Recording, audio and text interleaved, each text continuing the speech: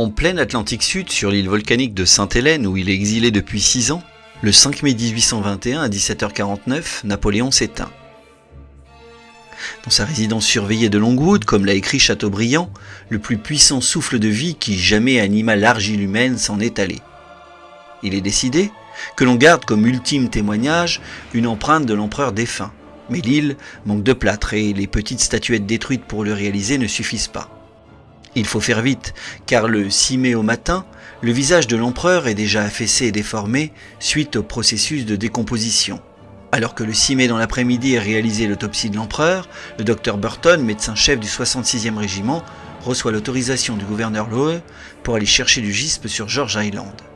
Le 7 mai au matin, devant les tergiversations, Madame Bertrand, qui depuis le décès a émis le désir de mouler la tête de l'empereur, insiste pour que l'empreinte soit réalisée avant la mise en bière prévue en fin de journée.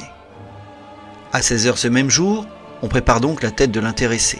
Pour ce faire, on dégage le cou de Napoléon en ôtant le col, la cravate et en ouvrant la chemise. Puis on lui coupe les cheveux sur le front et sur les côtés. La prise du moule facial peut débuter. De nombreux témoins y assistent, les domestiques, Madame Bertrand et le dessinateur Rubidge entre autres. L'opération est délicate.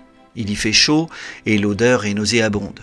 Au départ réticent, Anton Marquis, le chirurgien corse, médecin personnel de Napoléon, se serait joint à Burton pour réaliser le négatif du visage de l'empereur.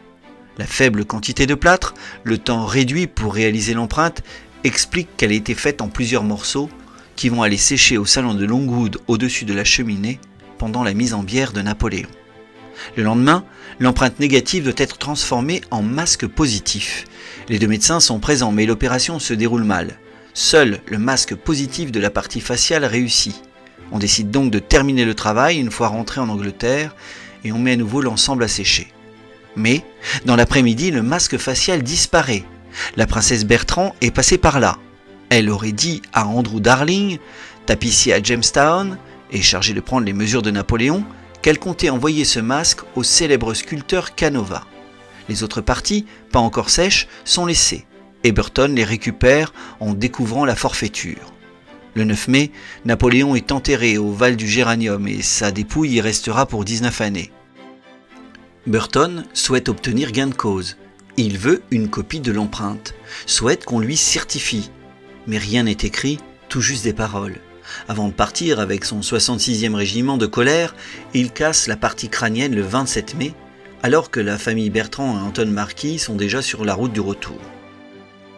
Le masque, dit Francesco Anton Marquis, qui vous est présenté sur cette vidéo, a été acquis par le Musée national de Malmaison.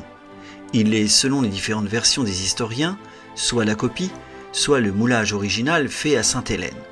Son histoire, après Sainte-Hélène, est assez mystérieuse. Arrivé à Londres, les Bertrand auraient demandé à Anton Marquis de faire plusieurs copies du masque.